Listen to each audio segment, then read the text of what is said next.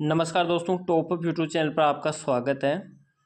आज हम डिस्कस करेंगे ITI student electrician second year के लिए ये जो फर्स्ट सेट है और फर्स्ट ईयर इलेक्ट्रीशियन है उनका 3 सेट है वो हमने डिस्कस कर लिए थे। फिटर के हैं फर्स्ट ईयर सेकेंड ईयर के 3 सेट और डीजल मैकेनिक के हैं वो भी हमने डिस्कस कर लिए थे। तो जो भी स्टूडेंट है जो फिटर है इलेक्ट्रीशियन फर्स्ट ईयर और डीजल मैकेनिक वाले हैं वो प्लेलिस्ट के अंदर है, जाके चैनल की प्लेलिस्ट में देख सकते हैं। तो आज हम स्टार्ट करते हैं सेकेंड ईयर का। ये जो सेट है वो फर्स्ट सेट है। इसमें 75 क्वेश्चन है जिसके अंदर है 38 क्वेश्चन है वो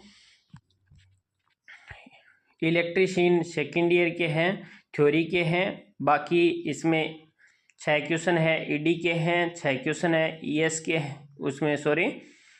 डब्ल्यूसीएस के हैं और 25 क्वेश्चन 25 क्वेश्चन है वो एम्प्लॉयबिलिटी स्किल के हैं।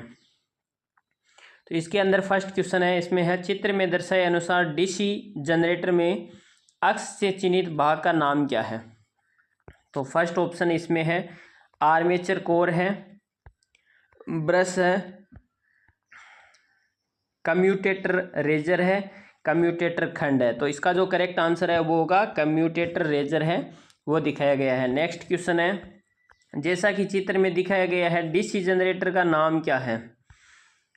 डीसी जनरेटर ये दर्शाया गया है। फर्स्ट ऑप्शन है डिफरेंशियल लॉन्ग संट कंपाउंड है, डिफरेंशियल लघु संट यौगिक है, संचयी लंबी संट यौगिक है और संचयी लघु संट यौगिक है। तो इसका जो करेक्ट आंसर है वो फर्स्ट ऑप्शन हो जाएगा, डिफरेंशियल लॉन्ग संट कंपाउंड है वो दर्शाया गया है। नेक्स्ट क्वेश्चन है, डीसी जनरेटर में प्रेरित ईएमएफ की दिशा ज्ञात करने के लिए किस नियम का उपयोग किया जाता है। फर्स्ट ऑप्शन है कॉर्क स्क्रू नियम का है, दाहिने हाथ की हथेली का नियम है, फ्लेमिंग के बाएं हाथ का नियम है, फ्लेमिंग के दाहिने हाथ का नियम है। तो इसका जो करेक्ट आंसर है वो होगा फ्लेमिंग के दाहिने हाथ का नियम। नेक्स्ट क्वेश्चन है, इसमें है डीसी जनरेटर में उत्पन्न ईएमएफ की गणना करने के लिए किस सूत्र का उपयोग किया जाता है। तो इसके अंदर है जनरेटेड ईएमएफ है ZN/60 वोल्ट है, जनरेटेड ईएफएम ZN/60 इंटू A/P वोल्ट है। एंड सी ऑप्शन के अंदर दिया गया है जनरेटेड ईएफएम थीटा ZN, सभी में theta ZN/60 into PA/ voltage है। And generated ZN/60 into theta PA/A volt है। तो इसका जो करेक्ट आंसर है वो यहाँ पे सी ऑप्शन है वो करेक्ट हो जाएगा। नेक्स्ट क्वेश्चन है, चित्र में दिखाए अनुसार डीसी जनरेटर में अक्ष के से चिन्हित भाग का नाम क्या है। फर्स्ट है योक है, ध्रुव कुंडली है, पोल कोर है, पोल शू है। तो इसका जो करेक्ट आंसर है वो यहाँ पे हो जाएगा पोल शू है वो दर्शाया गया है।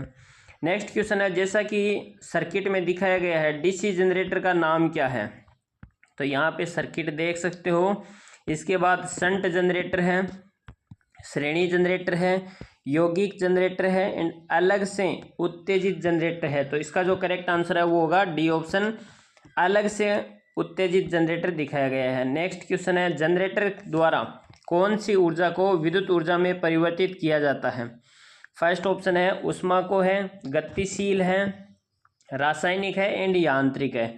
तो इसका जो करेक्ट आंसर है वो यांत्रिक हो जाएगा, डी ऑप्शन। नेक्स्ट क्वेश्चन है, जैसा कि चित्र में दिखाया गया है फील्ड के अनुसार डीसी जनरेटर का नाम क्या है। फर्स्ट ऑप्शन है श्रृंखला जनरेटर है, शंट जनरेटर है, विभेदक यौगिक जनरेटर है, संचयी यौगिक जनरेटर है। तो इसका जो करेक्ट आंसर है वो डी ऑप्शन, संचयी यौगिक जनरेटर है वो दिखाया गया है। नेक्स्ट क्वेश्चन है, डीसी जनरेटर का कार्य सिद्धांत क्या है। फर्स्ट ऑप्शन है कॉर्क स्क्रू का नियम है, फ्लेमिंग के बाएं हाथ का नियम है, फ्लेमिंग के दाहिने हाथ का नियम है, फेराडे का विद्युत चुंबकीय प्रेरण का नियम है। तो इसका जो करेक्ट आंसर है वो डी ऑप्शन, फेराडे का विद्युत चुंबकीय प्रेरण का नियम है। नेक्स्ट क्वेश्चन है 10 नंबर, इसमें है गतिशील रूप से प्रेरित ईएमएफ का सूत्र है वो क्या है। तो फर्स्ट ऑप्शन है BLV वोल्ट्स है, BL साइन थीटा वोल्ट्स है, BLV साइन थीटा वोल्ट्स है and BLV cos theta volts है। तो इसका जो करेक्ट आंसर है वो होगा BLV साइन थीटा वोल्ट है। नेक्स्ट क्वेश्चन है 11 नंबर, इसमें है सोलेनोइड में के चुंबकीय क्षेत्र की दिशा ज्ञात करने के लिए किस नियम का उपयोग किया जाता है। फर्स्ट ऑप्शन है कॉर्क स्क्रू का नियम है, दाहिने हाथ की हथेली का नियम है, फ्लेमिंग के बाएं हाथ का नियम है, फ्लेमिंग के दाहिने हाथ का नियम है। तो इसका जो करेक्ट आंसर होगा दाहिने हाथ की हथेली का नियम। नेक्स्ट क्वेश्चन है चित्र में दर्शाए गए डीसी जनरेटर के भाग का नाम क्या है। फर्स्ट ऑप्शन है स्टेटर है, ध्रुव कोर है, पोल शू है, योक फ्रेम है। तो इसका जो करेक्ट आंसर है वो यहाँ पे होगा डी ऑप्शन, योक फ्रेम है वो दर्शाई गई है। नेक्स्ट क्वेश्चन है 4 पोल डीसी जनरेटर के डुप्लेक्स लैप वाइंडिंग में कितने समांतर रास्ते हैं। फर्स्ट ऑप्शन है 4 है, 6 है, 8 है, 12 है। तो इसका जो करेक्ट आंसर है वो यहाँ पे होगा 8 है। नेक्स्ट क्वेश्चन है चित्र में दर्शाए गए डीसी जनरेटर के भाग का नाम क्या है। फर्स्ट ऑप्शन है साइड एंड प्लेट्स है, पोल शू लेमिनेशन है, कम्यूटेटर खंड है, आर्मेचर कोर लेमिनेशन है। तो इसका जो करेक्ट आंसर है वो होगा armature core lamination. Next question है डीसी जनरेटर में इंटरपोल कैसे जुड़े होते हैं।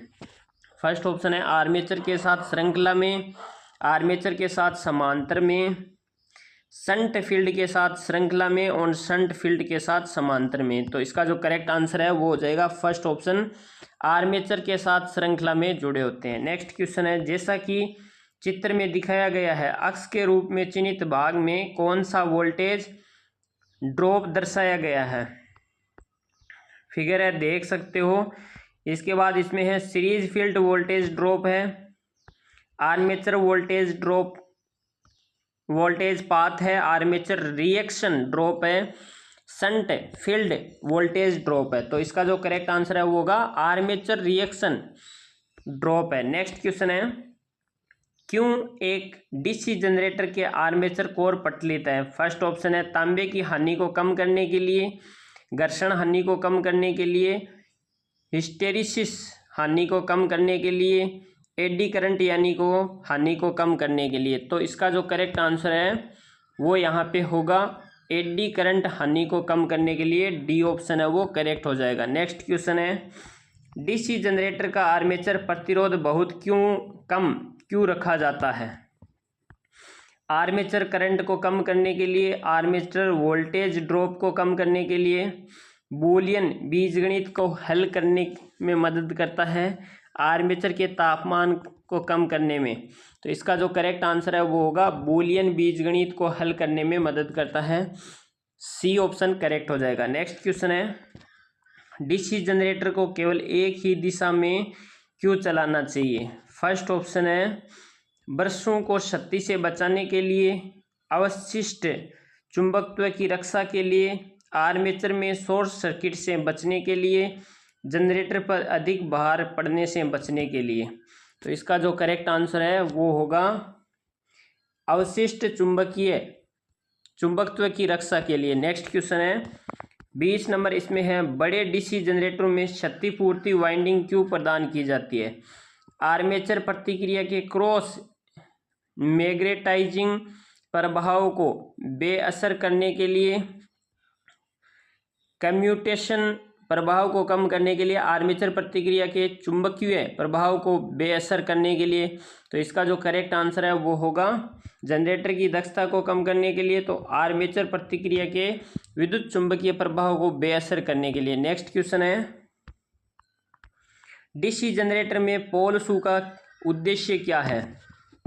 तो फर्स्ट ऑप्शन है हवा का अंतर बढ़ाएं, क्षेत्र की ताकत बढ़ाएं, चुंबकीय हानियों को कम करें, एयर गैप के समान रूप से फ्लक्स को फैलाएं। तो इसका जो करेक्ट आंसर है वो होगा एयर गैस के समान रूप से फ्लक्स को फैलाएं। नेक्स्ट क्वेश्चन है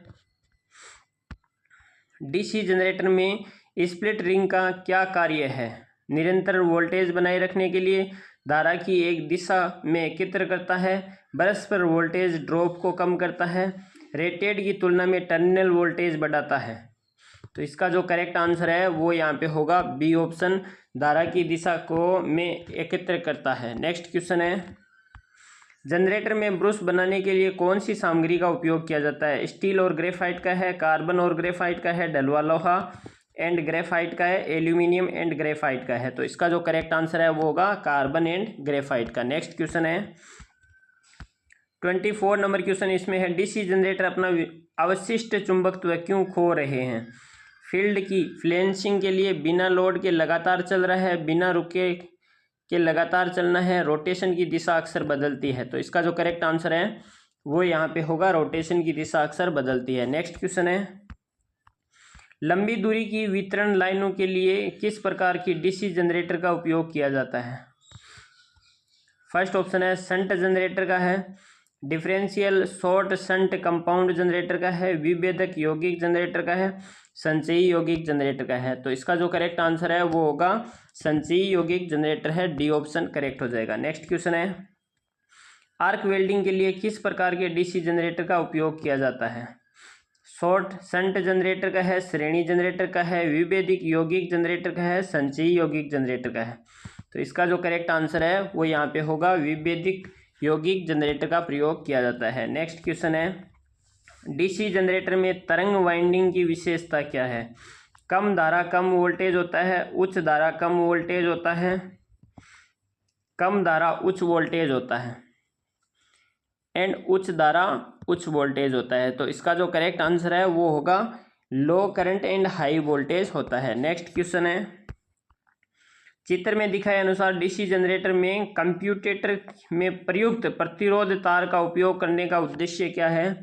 फर्स्ट ऑप्शन है स्थिर अवस्था बनाए रखने के लिए है, वोल्टेज ड्रॉप को कम करने के लिए है, स्थैतिक रूप से प्रेरित ईएफएम को बढ़ाने के लिए है, वर्तमान दिशा के सुचारू उलटफेर के लिए है। तो इसका जो करेक्ट आंसर है वो यहाँ पे डी ऑप्शन होगा, वर्तमान दिशा के सुचारू उलटफेर के लिए है। डीसी जनरेटर में ठोस पोल शू का उपयोग क्यों किया जाता है? फर्स्ट ऑप्शन है तांबे के नुकसान को कम करने के लिए है, अवशिष्ट चुंबकत्व को बढ़ाने के लिए है, अवशिष्ट चुंबकत्व को कम करने के लिए है, चुंबकीय पथ के रिलेटेंस को है कम करने के लिए है। तो इसका जो करेक्ट आंसर है वो होगा चुंबकीय पथ को रिलेक्टेंस को कम करने के लिए प्रयोग किया जाता है। नेक्स्ट क्वेश्चन है 30 नंबर इसमें है, बड़ी क्षमता वाले डीसी जनरेटर का योग बनाने के लिए किस धातु का उपयोग किया जाता है? फर्स्ट ऑप्शन है ढलुआ लोहे का, नरम लोहे का, एल्यूमिनियम का, रोल्ड स्टील का। तो रोल्ड स्टील का प्रयोग करते हैं, डी ऑप्शन करेक्ट होगा। नेक्स्ट है 31, डीसी जनरेटर में किस प्रकार का वोल्टेज गतिशील रूप से प्रेरित होता है? पल्सेटिंग वोल्टेज से होता है, दोलनशील वोल्टेज से होता है, प्रत्यावर्ती वोल्टेज से होता है एंड प्रत्यक्ष धारा वोल्टेज से होता है। तो इसका जो करेक्ट आंसर है वो होगा प्रत्यावर्ती वोल्टेज से होता है। नेक्स्ट क्वेश्चन है 32 नंबर, जैसा कि चित्र में दिखाया गया है अक्ष के रूप में चिन्हित स्लॉट का उद्देश्य क्या है? कुंजी तरीका ठीक करने के लिए होता है, वायु परिसंचरण बनाने के लिए होता है, संवहन उद्देश्य के लिए होता है एंड शाफ्ट को आसानी से हटाने के लिए होता है। तो इसका जो करेक्ट आंसर है वो यहाँ पे होगा कुंजी तरीका ठीक करने के लिए होता है। नेक्स्ट क्वेश्चन है 33, डीसी जनरेटर में फील्ड कॉइल का उद्देश्य क्या है? फर्स्ट ऑप्शन है एयर गैप में फ्लक्स को बढ़ाने के लिए, मैग्नेटाइजिंग करंट को कम करने के लिए, कुंडली फ्लक्स का निर्माण करने के लिए, ध्रुवों को चुंबकित करना, चुंबकीय पथ के रिलटेंस को बढ़ाने के लिए। तो इसका जो करेक्ट आंसर है वो होगा कुंडली फ्लक्स का निर्माण करने के लिए ध्रुवों को चुंबकित करना। नेक्स्ट क्वेश्चन है बड़ी डीसी मशीन के पोल कोर को बनाने के लिए किस धातु का उपयोग किया जाता है? फर्स्ट ऑप्शन है नरम लोहे का, ढलुआ लोहे का, कास्ट आयरन का, कास्ट स्टील का एंड स्टेनलेस स्टील का। तो इसका जो करेक्ट आंसर है वो होगा कास्ट स्टील का प्रयोग करते हैं। नेक्स्ट क्वेश्चन है 35 नंबर क्वेश्चन इसमें है, डीसी जनरेटर में पोल कोर को लेमिनेटेड क्यों किया जाता है? ऑप्शन है घर्षण हानि को कम करने के लिए, वाइंडिंग हानि को कम करने के लिए, हिस्टोरिसिस हानि को कम करने के लिए, एडी करंट हानि को कम करने के लिए। तो इसका जो करेक्ट आंसर है वो होगा एडी करंट हानि को कम करने के लिए प्रयोग किया जाता है। नेक्स्ट क्वेश्चन है इलेक्ट्रोप्लेटिंग प्रक्रिया में किस प्रकार के डीसी जनरेटर का उपयोग किया जाता है? शंट जनरेटर का है, श्रेणी जनरेटर का है, विभेदक यौगिक जनरेटर का है, ओवर कंपाउंडेड कम्यूमेलेटिव जनरेटर का है। तो इसका जो करेक्ट आंसर है वो यहाँ पे होगा शंट जनरेटर का प्रयोग किया जाता है। नेक्स्ट क्वेश्चन है 37। कंपाउंड जनरेटर का नाम क्या है यदि शंट फील्ड आर्मेचर के साथ समानांतर से जुड़ा हुआ है? फर्स्ट ऑप्शन है लॉन्ग शंट कंपाउंड जनरेटर का है, शंट जनरेटर का है, अलग से उत्साहित जनरेटर का है, शॉर्ट शंट कंपाउंड जनरेटर का है। तो इसका जो करेक्ट आंसर है वो होगा शॉर्ट शंट कंपाउंड जनरेटर का प्रयोग किया जाता है। नेक्स्ट क्वेश्चन है क्षेत्र प्रणाली का चुंबकीय प्रवाह है एक जनरेटर में सर्किट को कैसे पूरा करता है? फील्ड कॉइल और फील्ड कोर के माध्यम से, फील्ड कोर आर्मेचर कोर या योक के माध्यम से, लेमिनेटेड पोल कोर के माध्यम से, आर्मेचर वाइंडिंग और आर्मेचर कोर के माध्यम से।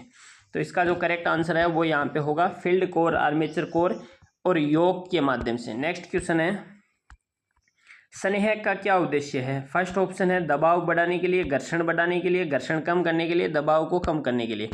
तो इसका जो करेक्ट आंसर है वो होगा घर्षण को कम करने के लिए लुब्रिकेंट का प्रयोग करते हैं। नेक्स्ट क्वेश्चन है 40 नंबर क्वेश्चन, इसमें है मशीन भागों में घर्षण को कम करने के लिए किसका प्रयोग करते हैं? मिट्टी के तेल का, पेट्रोल का, पानी का एंड स्नेह का। तो इसका जो करेक्ट आंसर है वो है स्नेह का प्रयोग करते हैं लुब्रिकेंट का। नेक्स्ट क्वेश्चन है 41 नंबर क्वेश्चन है, इसमें है 14x + 3y + 25x + 2y का मान है क्या होगा? तो इसको है ऐड करना है। तो 25 और 14 हो गए 39x एंड 3 और 5y हो गए ये 5y, 2y है तो ये सी ऑप्शन है इसका करेक्ट हो जाएगा। नेक्स्ट क्वेश्चन है AM × AMN के लिए फॉर्मूला है वो क्या होगा? तो A की घात है AM माइनस है तो AM है, ये क्या है अगर मल्टीप्लाई में है तो यहाँ पर क्या हो जाएगा, यहाँ पर हो जाएगा +n। और अगर AM अपॉन AN होता तो यहाँ पे हो जाएगा AM - n हो जाता। तो इसका जो करेक्ट आंसर है वो यहाँ पे है फर्स्ट ऑप्शन है वो करेक्ट हो जाएगा। नेक्स्ट क्वेश्चन है कौन सा सूत्र है? AM/n है, AM/n का है फर्स्ट ऑप्शन है AM, A की घात m + n है, A की घात m - n है। तो इसका जो करेक्ट आंसर है 43 का वो होगा AM की घात -n है, बी ऑप्शन है वो करेक्ट हो जाएगा। नेक्स्ट क्वेश्चन है A + B का स्क्वायर है वो क्या होता है? तो A² + B² + 2AB होता है। तो इसका जो करेक्ट आंसर है वो फर्स्ट ऑप्शन है वो करेक्ट हो जाएगा। नेक्स्ट क्वेश्चन है मोटर को चालू और बंद करने के लिए किस उपकरण का उपयोग किया जाता है? तो फर्स्ट ऑप्शन है रोटार का है, स्टार्टर का है, स्टेटर का होता है, स्लिप रिंग का होता है।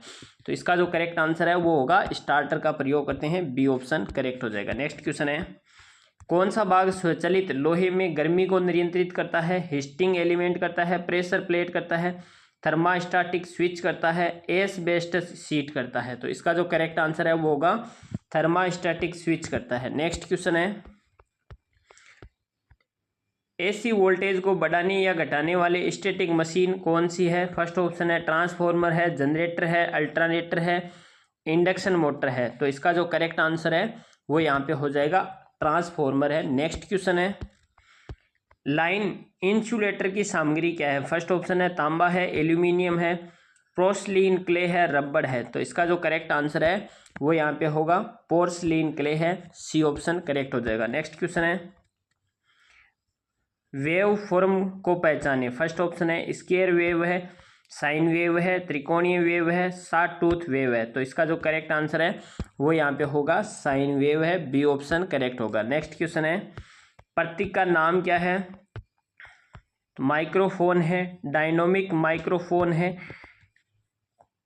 कंडेंसर माइक्रोफोन है एंड लाउड स्पीकर है। तो इसका जो करेक्ट आंसर है वो कंडेंसर माइक्रोफोन है वो दर्शाया गया है। नेक्स्ट है नौकरी पाने के लिए सबसे ज़रूरी स्किल कौन सी है? फर्स्ट ऑप्शन है इंटरव्यू स्किल है, ट्रांसलेशन स्किल है, इंटरप्रेन्योरशिप स्किल है और अधिक भाषा कौशल सीखना है तो first option interview skill correct होगा। नेक्स्ट क्वेश्चन है, नौकरी के लिए आवेदन करने के लिए आपकी पहली तैयारी है खालिस्तान होनी चाहिए। साक्षात्कार स्थल के लिए एक टिकट बुक करें, खर्चों के लिए पैसे बचाएं, बायोडाटा तैयार करें, इंटरव्यू के लिए तैयारी करें। तो इसका जो करेक्ट आंसर है वो यहाँ पे होगा बायोडाटा तैयार करें। नेक्स्ट क्वेश्चन है, कैंपस भर्ती खालिस्तान में आयोजित की जाती है। राज्य की राजधानी में होती है, ITI में होती है, कंपनी में होती है एंड ऑनलाइन होती है। तो इसका जो करेक्ट आंसर है कैंपस होता है वो ITI के अंदर होता है, तो बी ऑप्शन करेक्ट हो जाएगा। नेक्स्ट क्वेश्चन है 54 नंबर, आपके बायोडाटा में कौन सी जानकारी कम महत्व रखती है?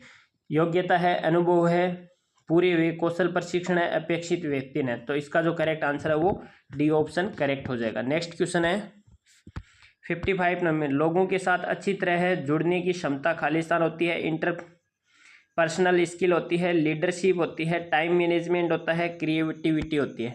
तो इसका जो करेक्ट आंसर है वो होगा इंटरपर्सनल स्किल होती है। नेक्स्ट क्वेश्चन है 56, प्रतीक्षा करने और शांत रहने की क्षमता खालिस्तान है, क्रिएटिविटी है, प्रॉब्लम सॉल्विंग है, पेशेंस है एंड इंटरपर्सनल स्किल है। तो इसका जो करेक्ट आंसर है प्रतीक्षा और शांत रहने को पेशेंस कहते हैं। नेक्स्ट क्वेश्चन है 57 नंबर, इसमें है समय की पाबंदी का अर्थ है खालिस्तान है, पंचिंग मशीन द्वारा किया गया है, इनफॉर्मल है,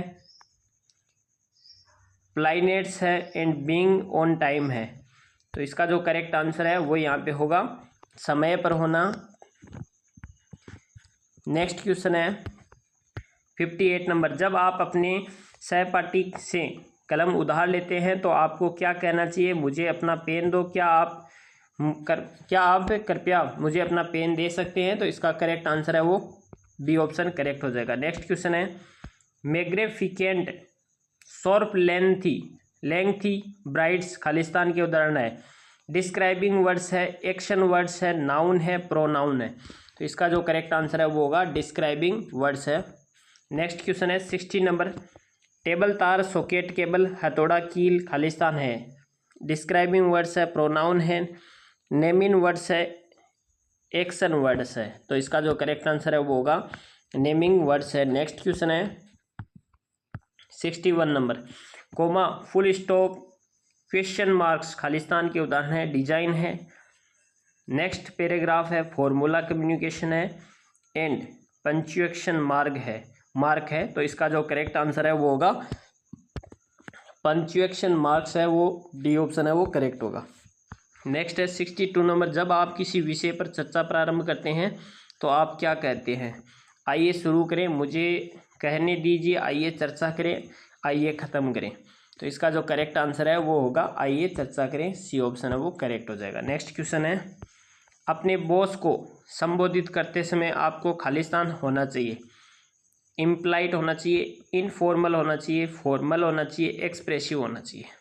तो इसका जो करेक्ट आंसर है वो होगा फॉर्मल होना चाहिए, सी ऑप्शन है वो करेक्ट हो जाएगा। नेक्स्ट क्वेश्चन है, आपसे अनुरोध है कि दिए गए कार्य को सोमवार तक पूरा करें। यह है खालिस्तान एक उदाहरण है इनफॉर्मल कम्युनिकेशन का, एक रिएक्ट का है, एक ऑर्डर का है, फॉर्मल कम्युनिकेशन। तो फॉर्मल कम्युनिकेशन का एग्जाम्पल है। नेक्स्ट क्वेश्चन है, gesture, facial expression, eye contact Khalistan के उदाहरण है, वर्बल कम्युनिकेशन है, नॉन वर्बल कम्युनिकेशन है, ओरल कम्युनिकेशन है, रिटेन कम्युनिकेशन है। तो इसका जो करेक्ट आंसर होगा वो होगा non verbal communication. Next question है 66 नंबर है, नमस्ते, आप कैसे हैं, क्या चल रहा है? ये खालिस्तान के उदाहरण है, formal communication, informal communication, polite communication है, इम्प्लाइड कम्युनिकेशन है। तो इसका जो करेक्ट आंसर है वो होगा यहाँ पे इनफॉर्मल कम्युनिकेशन, बी ऑप्शन है वो करेक्ट हो जाएगा। नेक्स्ट क्वेश्चन है, इन वाक्यों को उपयुक्त वर्णात्मक शब्द से पूरा करें। फर्स्ट ऑप्शन है गुड है, एक्सपेंसिव है, ब्यूटीफुल है, सेफ है। तो इसका जो करेक्ट आंसर है वो फर्स्ट ऑप्शन होगा गुड। नेक्स्ट क्वेश्चन है, इसके अंदर दिया गया है 67 नंबर क्वेश्चन में है, the roads is my town are in खालिस्तान कंडीशन है। तो इसके अंदर गुड कंडीशन है। फिर इसके बाद है उच्च वर्णात्मक शब्दों से वाक्य को पूरा करें। देयर इज ए खालिस्तान गार्डन विच लवली फ्लावर्स है, गुड फ्लावर है, स्पेसिफिक है, बिग है, ब्यूटीफुल है। तो इसका जो करेक्ट आंसर है वो होगा beautiful garden with lovely flowers है, डी ऑप्शन है वो करेक्ट हो जाएगा। नेक्स्ट क्वेश्चन है 69 नंबर क्वेश्चन है, उपयुक्त वर्णात्मक शब्दों से वाक्य पूरा करें। देयर इज ए खालिस्तान playground near our house है, तो स्पेसिफिक्स है, बिग है, ब्यूटीफुल है एंड गुड है। तो इसका जो करेक्ट आंसर है वो यहाँ पे होगा बिग होगा। There is a big playground near our house. Next question है 70 नंबर इसमें है, उपयुक्त वर्णात्मक शब्द का पूरा वाक्य करें। There are Khalistan apartment in my night brotherhood है, तो एक्सपेंसिव है। तो इसका जो करेक्ट आंसर है वो एक्सपेंसिव होगा, ब्यूटीफुल होगा, गुड होगा या स्पेक्सिव है। तो इसका जो करेक्ट आंसर है स्पेसिव है, तो डी ऑप्शन है वो करेक्ट हो जाएगा। नेक्स्ट क्वेश्चन है 71 नंबर, रिक्त स्थानों को उचित शब्द से भरे ताकि एक सार्थक वाक्य बन सके। First the principal called Manoj, the principal ask Khalistan to show Khalistan hall ticket for the CTS examination. First option है him the principal ask him to show his hall ticket for the CTS examination. First option correct हो जाएगा। Next question है रिक्त स्थानों को उचित शब्दों से ताकि बड़े सार्थक शब्द बने। Tell us about difficult situation you have Khalistan and who you Khalistan to come out of it. तो फेस एंड मैनेज होगा, मैनेज्ड फेस्ड होगा, फेस्ड मैनेज होगा एंड फेस्ड मैनेज्ड होगा। तो इसका जो करेक्ट आंसर है वो यहाँ पे होगा डी ऑप्शन, फेस्ड मैनेज्ड होगा। नेक्स्ट क्वेश्चन है 73 नंबर इसमें है, there is a factory in the area is है, प्लॉटेड है, बोरिंग है, अनइवन है एंड नॉइजी है। तो इसका जो करेक्ट आंसर है वो यहाँ पे होगा प्लॉटेड है। नेक्स्ट क्वेश्चन है 74 नंबर, उचित वर्णात्मक शब्दों का पूरा वाक्य है। There is water scarcity in the locality, their area is uneven, noisily है, ड्राई है, बोरिंग है। तो इसका जो करेक्ट आंसर है वो होगा ड्राई, सी ऑप्शन है वो करेक्ट होगा। आज की क्लास का है लास्ट 75 नंबर क्वेश्चन है, इसमें है उचित वर्णात्मक शब्द से वाक्य पूरा करें। The transportation to same rural area is difficult as the road are dry है, प्लूटेटेड है, बोरिंग है, अनइवन है। तो इसका जो करेक्ट आंसर है वो यहाँ पे होगा प्लूटेटेड, अनइवन एरिया है वो होगा, तो डी ऑप्शन है करेक्ट हो जाएगा। तो दोस्तों अगर वीडियो है अच्छा लगा हो तो चैनल पर पहली बार विजिट कर रहे हो तो चैनल को लाइक एंड सब्सक्राइब करें, अपने दोस्तों के साथ शेयर किए, जिससे कि आपका CBT एग्ज़ाम है इसमें से अगर जो भी क्वेश्चन आए तो इसको है आप 5-4 बार वीडियो को देखोगे तो आपको है ये क्वेश्चन है एकदम अच्छी तरह से है याद हो जाएंगे। Thanks for watching and bye bye.